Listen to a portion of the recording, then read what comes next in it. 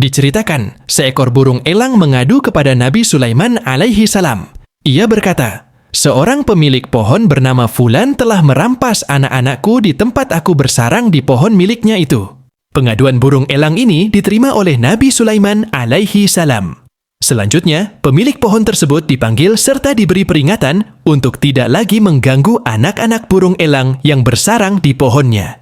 Nabi Sulaiman alaihi salam juga memerintahkan 2 setan untuk menjaga anak-anak burung elang itu dari gangguan pemilik pohon. Jika pemilik pohon mengulangi perbuatannya dengan mengambil anak-anak burung elang tadi, kedua setan ini hendaknya tidak segan-segan untuk membantingnya ke tanah dan membelah tubuhnya menjadi 2. Satu bagian dibuang ke arah timur, sedangkan bagian tubuh yang lain dibuang ke arah barat. Untuk sementara waktu, peringatan Nabi Sulaiman ini dipatuhi si pemilik pohon. Namun, pada tahun berikutnya pria tersebut melanggar peringatan Nabi Sulaiman.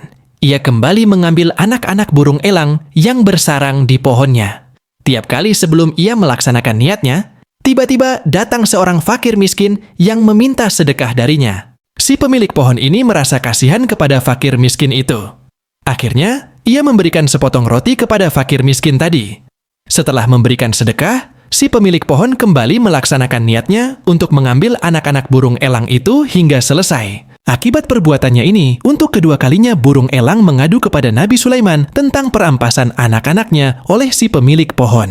Berdasarkan laporan burung elang itu, Nabi Sulaiman memanggil 2 setan yang disuruhnya menjaga anak-anak burung elang yang bersarang di pohon tersebut. Ia heran mengapa mereka sampai teledor berjaga, sehingga si pemilik pohon dapat mengambil anak-anak burung elang. Dengan teguran keras, Nabi Sulaiman berkata kepada kedua setan itu, "Kenapa kalian mengabaikan tugas dariku?" Kedua setan menjawab, "Wahai Khalifah Allah, maafkanlah kami. Kami telah melihat perbuatan si pemilik pohon itu dan hendak melaksanakan tugas untuk membunuh orang itu.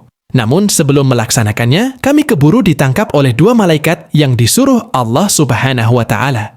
Kedua malaikat ini melemparkan kami secara terpisah. Satu dilemparkan ke timur dan yang lain dilempar ke barat. Rencana kami untuk membelah tubuh si pemilik pohon pun jadi gagal." Ini semua akibat sepotong roti yang disedekahkan si pemilik pohon kepada seorang fakir miskin sebelum ia memanjat pohon yang ada sarang burungnya. Nabi Sulaiman lalu memanggil si pemilik pohon itu dan menceritakan kejadian yang diceritakan 2 setan tadi. Setelah mendengar keterangan dari Nabi Sulaiman, dengan penuh penyesalan, si pemilik pohon menyatakan tidak akan mengulangi perbuatannya mengambil anak burung dari sarangnya. Ia baru menyadari tentang hikmah yang terkandung dalam sedekah yang begitu agung.